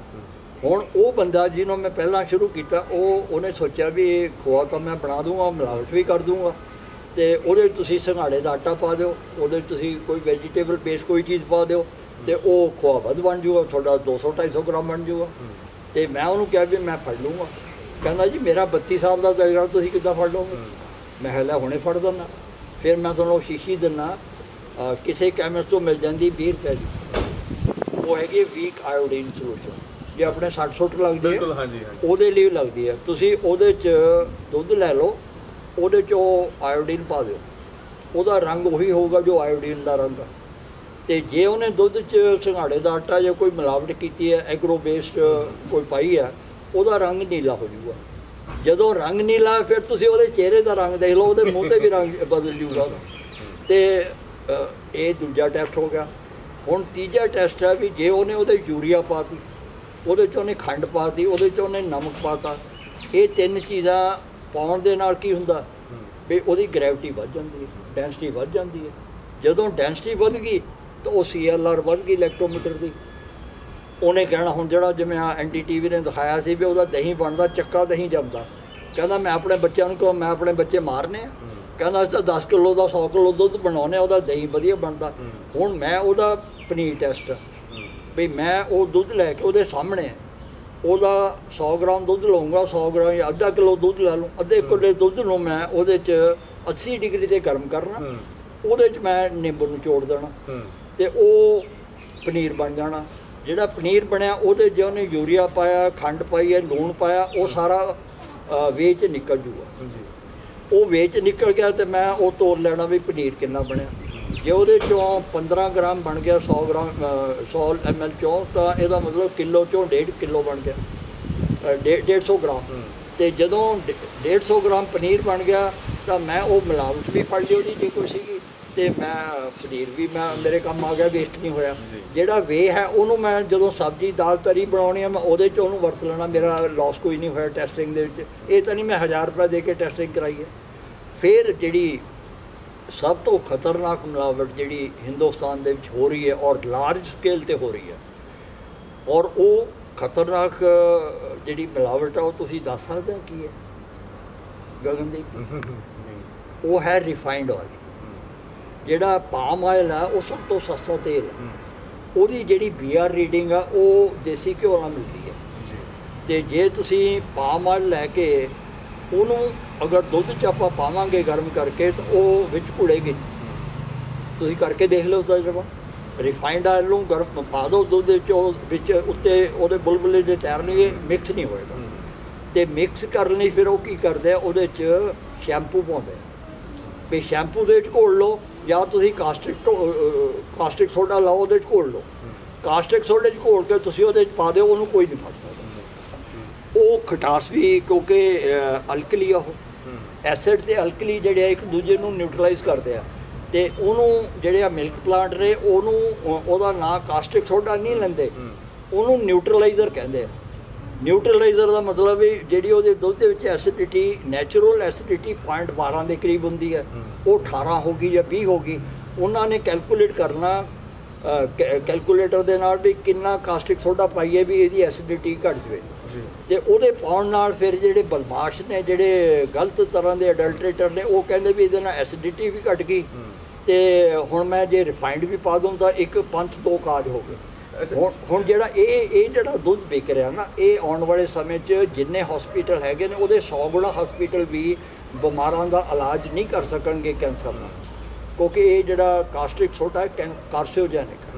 ਮੈਂ ਉਹੀ ਤਾਂ ਮੇਰਾ ਸਵਾਲ ਸੀਗਾ ਫਿਰ ਕਿਵੇਂ ਲੋਕੀ ਇਸ ਤੋਂ ਬਚਾਅ ਕਰ ਸਕਣ ਕਿ ਆਪ ਜਾ ਕੇ ਚੋਣਾਂ ਦੁੱਧ ਜਿਹੜਾ ਹੈਗਾ ਉਹ ਲੈ ਕੇ ਆਇਆ ਕਰਨ ਤੇ ਉਸ ਤੋਂ ਬਾਅਦ ਘਰ ਦੇ ਵਿੱਚ ਹੀ ਉਸਦੀ ਪ੍ਰੈਸਟੀਜ਼ਾਈਜੇਸ਼ਨ ਜਿਹੜੀ ਹੈਗੀ ਆ ਉਹ ਕਰਨ, ਜਾਂ ਫਿਰ ਬਾਹਰ ਤੋਂ ਜਿਹੜਾ ਦੁੱਧ ਆ ਰਿਹਾ ਉਸ ਦੇ ਉੱਤੇ ਵੀ ਵਿਸ਼ਵਾਸ ਕੀਤਾ ਜਾ ਸਕਦਾ? ਜਿਹੜੇ ਪੈਕੇਟਸ ਵਾਲੇ ਦੁੱਧ ਹੁੰਦੇ ਨੇ, ਜਿਹੜੇ ਅਸੀਂ ਕਹਿ ਦਿੰਦੇ ਆ ਕਿ ਆਹ ਹਰਾ ਹੈਗਾ, ਇਹ ਲਾਲ ਹੈਗਾ, ਇਹ ਪੀਲਾ ਹੈਗਾ, ਇਹਨਾਂ ਦੇ ਉੱਤੇ ਵੀ ਭਰੋਸਾ ਕੀਤਾ ਜਾ ਸਕਦਾ ਹੈ? ਹਾਂਜੀ, ਇਹਦਾ ਜਿਹੜਾ ਤੁਸੀਂ ਬੜੇ ਅਪਰੋਪਰੀਏਟ ਸਵਾਲ ਕਰਦੇ ਹੋ, ਮੈਂ ਆਈ ਐਪਰੀਸ਼ੀਏਟ, ਲੇਕਿਨ ਮੈਂ ਉਹਦੇ ਤੁਹਾਨੂੰ ਇਹ ਜਵਾਬ ਦਊਂਗਾ ਇਹਦਾ ਵੀ ਜਿਹੜਾ ਸਭ ਤੋਂ ਸਿਆਣਾ ਬੰਦਾ ਹੈ ਉਹ ਦੂਜੇ ਦੀ ਗਲਤੀ ਤੋਂ ਸਿੱਖਦਾ, ਜਿਹੜਾ ਉਸ ਤੋਂ ਘੱਟ ਸਿਆਣਾ ਹੈ ਉਹ ਆਪਣੀ ਗਲਤੀ ਤੋਂ ਸਿੱਖਦਾ।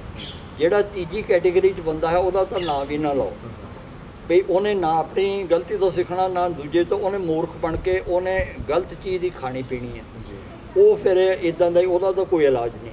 ਹੁਣ ਤੁਸੀਂ ਮੈਨੂੰ ਦੇਖ ਲਓ ਵੀ ਮੈਂ ਜੇ ਆਪ ਪਰਸਨਲੀ ਜਾਵਾਂ ਮੁੱਲਾਂਪੁਰ, ਉਹ ਆਪਣੇ ਸਾਹਮਣੇ ਉਹ ਸਵੇਰੇ ਕਾਰ 'ਤੇ ਜਾਵਾਂ, ਡੱਬਾ ਲੈ ਕੇ ਜਾਵਾਂ ਅਤੇ ਆਉਣ ਜਾਣ ਦਾ ਮੇਰਾ ਕਿੰਨਾ ਪੈਟਰੋਲ ਖਰਚ ਹੋਊਗਾ, ਅਤੇ ਮੈਂ ਉੱਥੋਂ 2-3 ਕਿਲੋ ਦੁੱਧ ਲੈ ਕੇ ਆਵਾਂ। ਅਸੀਂ ਹੁਣ ਮੈਂ ਅਤੇ ਮੇਰੀ ਵਾਈਫ ਦੋਨੋਂ ਇੱਥੇ ਰਹਿੰਦੇ ਹਾਂ, ਅਸੀਂ 2-3 ਕਿਲੋ ਦੁੱਧ ਲੈਣਾ, ਅਤੇ ਜੇ ਮੈਂ ਉਹਦੇ 'ਤੇ ਇੰਨਾ ਖਰਚਾ ਕਰੂੰਗਾ ਤਾਂ ਮੈਨੂੰ ਕਿੱਥੋਂ ਵਾਰਾ ਖਾਊਗਾ।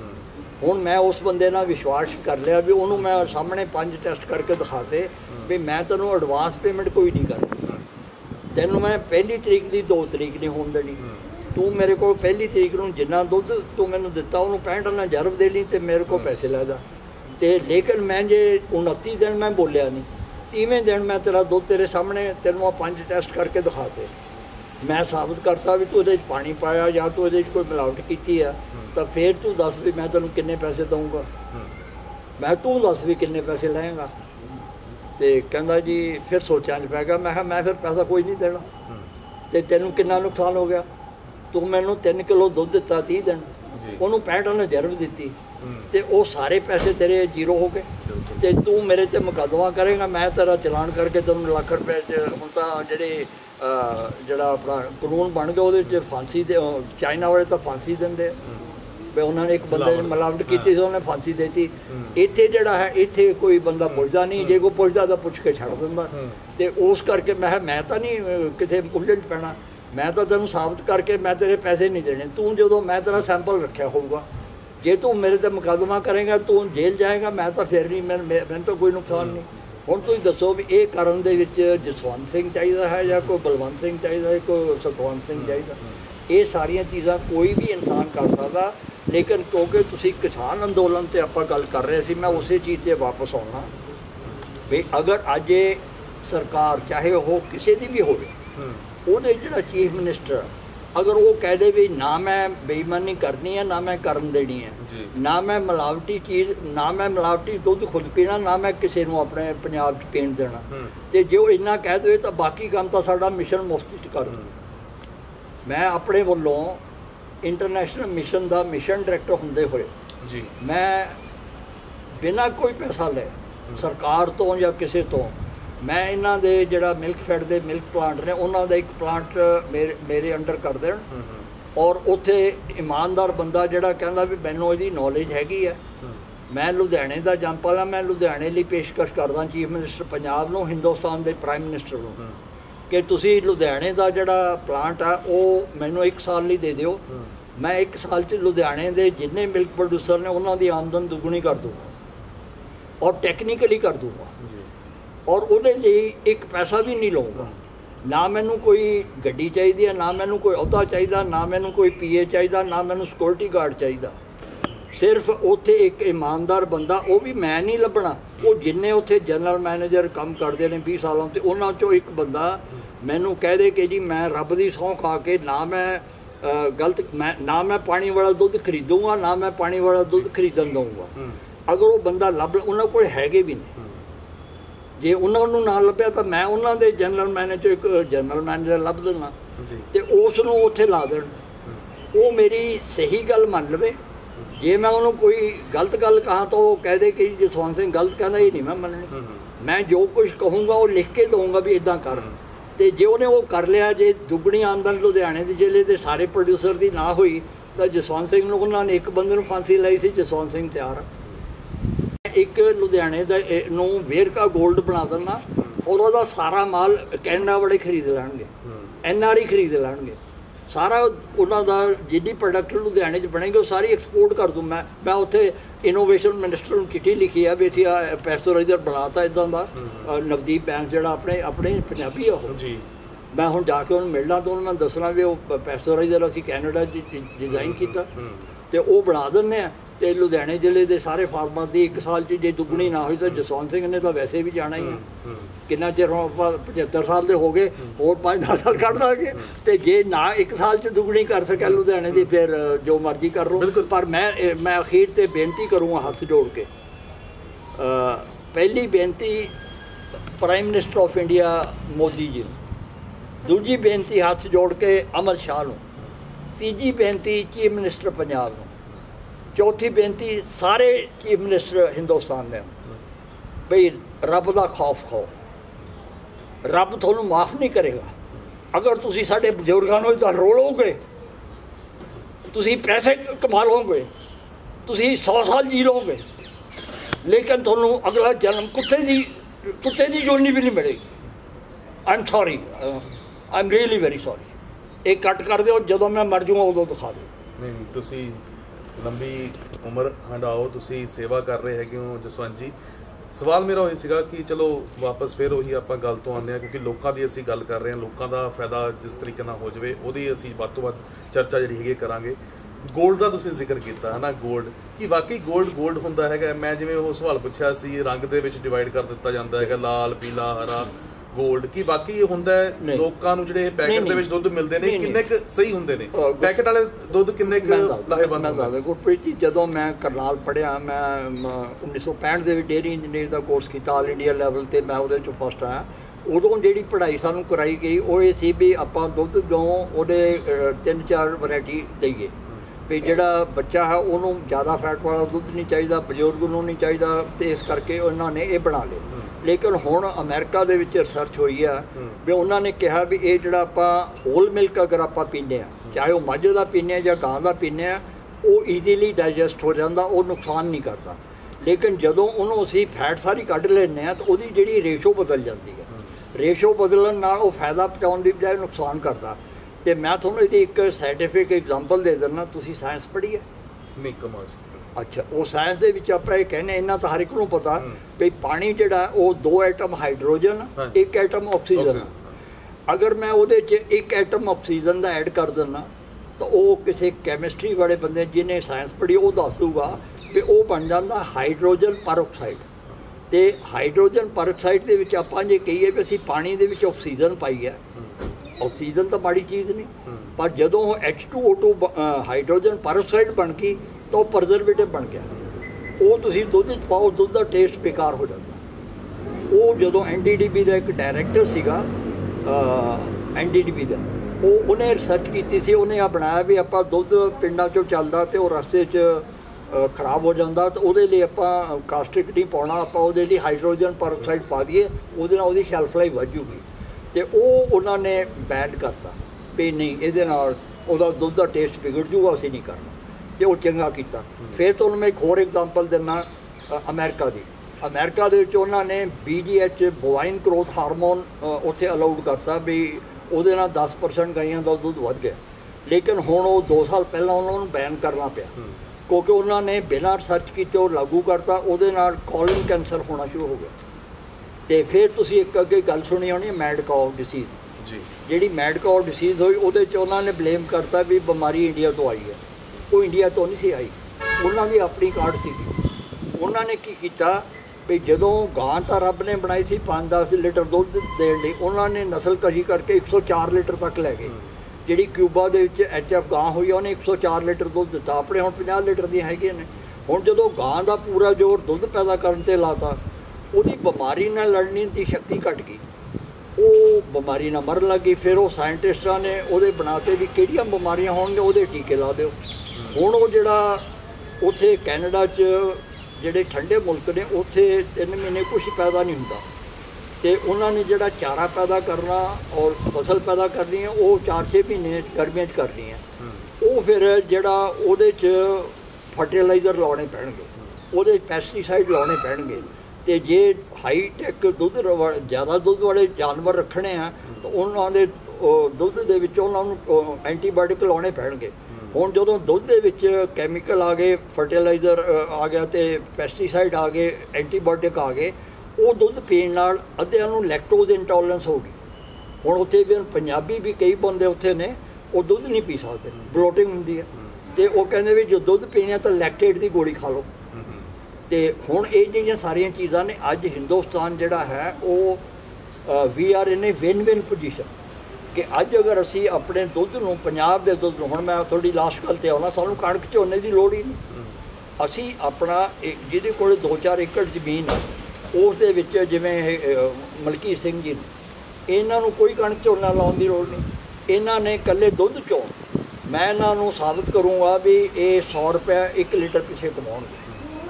ਲੇਕਿਨ ਉਹ 100 ਰੁਪਇਆ 1 ਲੀਟਰ ਦਾ ਕਿਵੇਂ ਕਮਾਉਣਗੇ? ਇਹ ਨਹੀਂ ਵੀ ਦੁੱਧ 100 ਰੁਪਏ ਕਰ ਦੇਣਗੇ ਨਾ, ਇਹ ਦੁੱਧ ਰੀਜ਼ਨੇਬਲ ਰੇਟ 'ਤੇ ਦੇਣਗੇ ਵੀ 70 ਰੁਪਏ ਮੱਝ ਦਾ ਦੁੱਧ ਦੇ ਦੇਣਗੇ, 50 ਰੁਪਏ ਗਾਂ ਦਾ ਦੇ ਦੇਣਗੇ।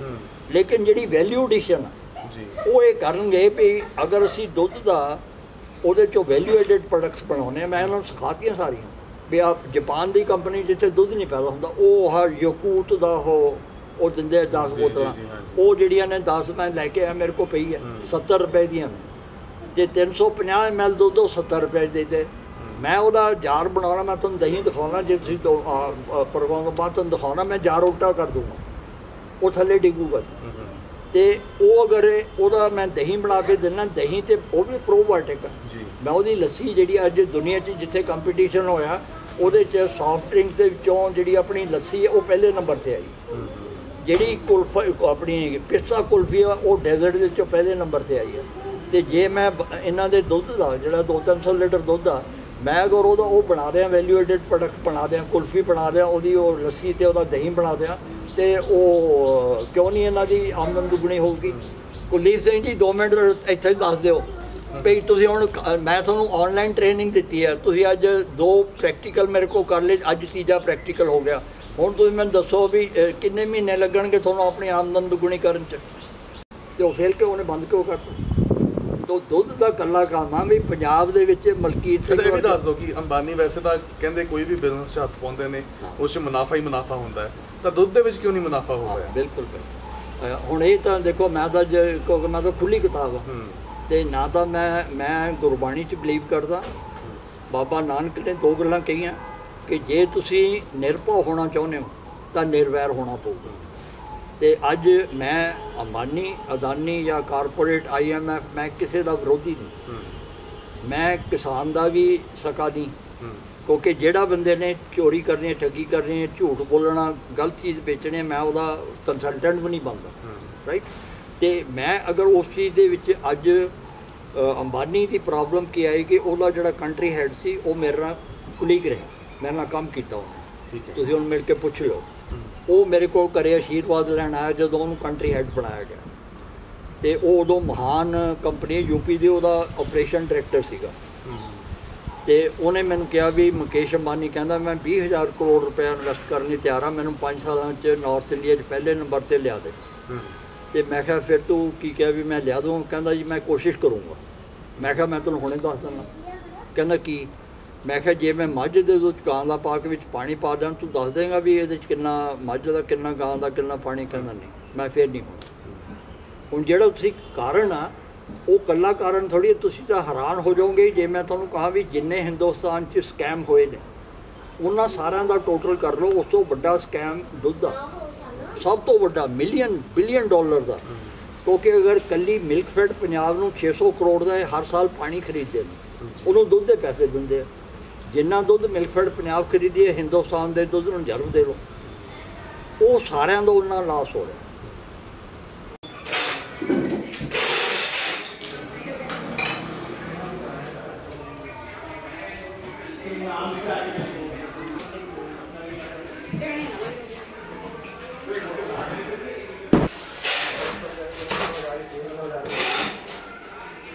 आप बताएंगे।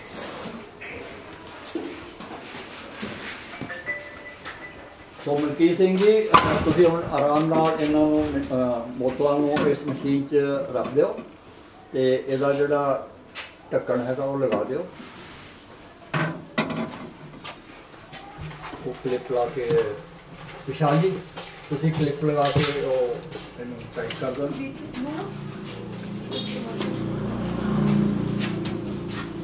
ਲਓ ਹੁਣ ਤੁਸੀਂ ਦੇਖੋ ਇਹਨਾਂ ਨੇ ਆਹ ਇਹਦੇ 'ਚ ਜਿਹੜੇ ਪੇਜ ਲਾ ਕੇ ਇਹਨੂੰ 에ਅਰ ਟਾਈਟ ਕਰ ਦੇਣਾ, ਕਿਉਂਕਿ ਇਹਦੇ ਅੰਦਰ ਪ੍ਰੈਸ਼ਰ ਵੀ बढ़ना है, ਟੈਂਪਰੇਚਰ ਵੀ बढ़ना है। ਇਹ ਜਿਹੜੀ ਰਬੜ ਦੀ ਸੀਲ ਲੱਗੀ ਹੋਈ ਹੈ, ਇਹ ਸੀਲ ਨੇ ਲੀਕ ਨਹੀਂ ਹੁੰਦਾ। ਸੋ ਅਗਰ ਆਪਾਂ ਇਹਦੇ 'ਚ ਪ੍ਰੈਸ਼ਰ ਗੇਜ ਲੱਗੀ ਹੋਈ ਹੈ, ਉਹਦੇ ਨਾਲ ਪ੍ਰੈਸ਼ਰ ਦਾ ਪਤਾ ਲੱਗ ਜਾਂਦਾ। ਇਹਦੇ ਅੰਦਰ ਇੱਕ ਪੰਪ ਲੱਗਿਆ ਹੈ, ਕੰਪਰੈਸਰ ਲੱਗਿਆ ਹੈ, ਜਿਹੜਾ ਹਵਾ ਹਾਈ ਪ੍ਰੈਸ਼ਰ ਤੋਂ ਹਵਾ ਵਿੱਚ ਇਹਦੇ ਛੱਡੇਗਾ। तो ਜਦੋਂ ਹਵਾ ਇਹਦੇ ਅੰਦਰ ਜਾਏਗੀ ਤਾਂ ਉਹਦੇ ਨਾਲ ਜਿਹੜੀ ਪਾਣੀ ਦੀ ਜਿਹੜੀ ਹਿਲਜੁਲ ਹੋਏਗੀ ਉਹ ਯੂਨੀਫਾਰਮ ਹੀਟਿੰਗ ਹੋਏਗੀ। ਜਿਹੜਾ ਬੋਤਲ ਦੇ ਸਾਰੇ ਸਾਈਡਾਂ ਤੇ ਅਗਰ ਆਪਾਂ ਇਹ ਹਵਾ ਵਿੱਚ ਨਹੀਂ ਇੰਜੈਕਟ ਕਰਦੇ ਤਾਂ ਉਹ ਕੁਛ ਹਿੱਸੇ ਨੂੰ ਟੈਂਪਰੇਚਰ ਲੱਗੂਗਾ, ਦੂਜੇ ਦਾ ਟੈਂਪਰੇਚਰ ਨਹੀਂ ਬਣੇਗਾ, ਅਲੱਗ-ਅਲੱਗ ਹੋਇਆ। ਉਹਦੇ 'ਚ ਹੈ ਕਿ ਪੂਰੀ ਬੋਤਲ ਦਾ ਜਿਹੜਾ ਦੁੱਧ ਹੈ ਉਹ ਇੱਕ ਜਿਹੜਾ ਪ੍ਰੀ ਟੈਂਪਰੇਚਰ ਆ, ਤੇ ਅਗਰ ਆਪਾਂ ਇਹਦੇ 'ਚ ਜਿਹੜਾ ਵੀ ਟੈਂਪਰੇਚਰ ਸੈੱਟ ਕੀਤਾ ਉਹ ਸਾਡਾ ਅਸੀਂ ਸਰਚ ਕਰਕੇ ਉਹ ਟੈਂਪਰੇਚਰ ਕੱਢਿਆ, ਪੈਸਚਰਾਈਜ਼ ਹੋ ਗਿਆ। ਫਿਰ ਆਪਾਂ ਇਸ ਨੂੰ ਅਗਲਾ ਜਿਹੜਾ ਹਿੱਸਾ ਹੈ ਕਿ ਉਸ ਤੋਂ ਬਾਅਦ ਆਪਾਂ ਕੀ ਕਰਨਾ ਹੈ ਉਹ ਆਪਾਂ ਇਸ ਆਪਰੇਸ਼ਨ ਤੋਂ ਬਾਅਦ ਤੁਹਾਨੂੰ ਅਸੀਂ ਐਕਸਪਲੇਨ ਕਰਾਂਗੇ। ਸੋ ਇਹਦੇ 'ਚ ਅਸੀਂ ਇਸ ਮਸ਼ੀਨ ਨੂੰ ਇੰਨਾ ਸਿੰਪਲ ਔਰ ਸਪਸ਼ਟ ਬਣਾਇਆ ਹੈ ਕਿ ਜਿਹੜਾ ਮਿਲਕ ਪ੍ਰੋਡਿਊਸਰ ਹੈ ਉਸ ਨੂੰ ਕੋਈ MSc PhD ਕਰਨ ਦੀ ਲੋੜ ਨਹੀਂ। ਉਹਨੇ ਸਿਰਫ ਆਪਣੀ ਮੱਝ ਜਾਂ ਗਾਂ ਦਾ ਦੁੱਧ ਚੋਣਾ ਔਰ ਚੋ ਕੇ ਇਸ ਬੋਤਲ 'ਚ ਪਾਉਣਾ ਹੈ। ਇਸ ਬੋਤਲ ਨੂੰ ਇਹਨਾਂ ਨੇ ਵਿਸ਼ਾਲ ਜੀ ਨੇ ਬਹੁਤ ਅੱਛਾ ਪ੍ਰੋਗਰਾਮ ਬਣਾਇਆ ਵੀ ਉਹਨੂੰ ਬੋਤਲ ਨੂੰ ਸੀਲ ਕਰਤਾ।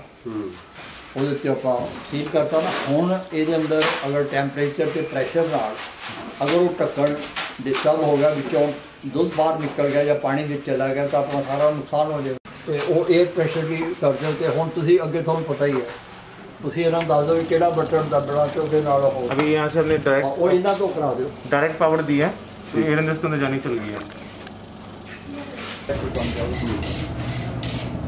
कितना हो गया? ये बस अब हम बंद कर देंगे इसको 5 पे। Okay okay. ਹੁਣ ਤੁਸੀਂ ਇਹਦਾ ਜਿਵੇਂ ਆਪਾਂ ਪ੍ਰੈਸ਼ਰ ਦੇਤਾ ਔਰ ਮੈਂ ਨਾਲ ਦੀ ਨਾਲ ਉਹਦੀ ਵਰਕਿੰਗ ਸਮਝਾ ਰਿਹਾ। ये लॉक कर दिया, इसको यहाँ से रिलीज कर दिया।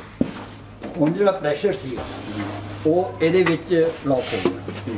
ਜਿਵੇਂ ਆਪਾਂ ਅੰਦਰ ਕਰੋਨਾ 'ਚ ਉਹ ਕਹਿੰਦੇ ਵੀ ਅੰਦਰ ਲੌਕ ਰਹੇ यहाँ से ਹੁਣ ਇਹ ਕੰਮ ਕਰਦਾ ਹੋ ਗਈ ਹੈ। ਜਿਹੜੀ ਇਹਦੇ 'ਚ ਇਲੈਕਟ੍ਰਿਕ ਹੀਟਿੰਗ ਸਿਸਟਮ ਹੈ ਉਹਦੇ ਨਾਲ ਹੁਣ ਹੀਟਿੰਗ ਸ਼ੁਰੂ ਹੋ ਗਈ। ਅਤੇ ਤੁਹਾਨੂੰ ਮੈਂ ਦੱਸਿਆ ਸੀ ਵੀ ਜਿਹੜਾ ਲੂਇਸ ਪਾਸਚਰ ਜਿਹਨੇ ਪ੍ਰੈਸ਼ਰਾਈਜ਼ੇਸ਼ਨ ਬਣਾਈ ਉਹਨੇ ਕਿਹਾ ਵੀ ਅਗਰ ਤੁਸੀਂ ਥੋੜ੍ਹੇ ਜ਼ਿਆਦਾ ਟਾਈਮ ਲਾਉਣਾ ਹੈ ਤਾਂ 60 ਡਿਗਰੀ 62 ਡਿਗਰੀ ਦੇ ਉੱਤੇ ਤੁਸੀਂ ਅੱਧੇ ਘੰਟੇ ਲਈ ਇਹਨੂੰ ਉਹ ਟੈਂਪਰੇਚਰ ਮੇਨਟੇਨ ਕਰੋ।